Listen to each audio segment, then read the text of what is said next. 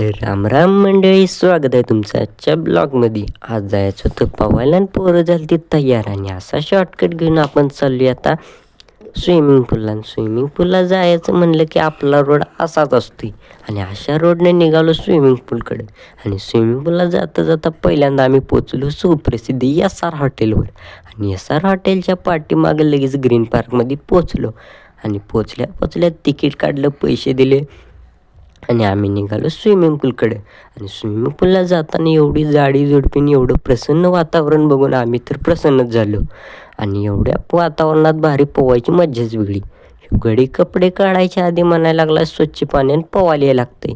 एवढ्या चांगल्या स्विमिंग पूलमधून आम्हाला बाहेर निघूच वाटत नव्हतं.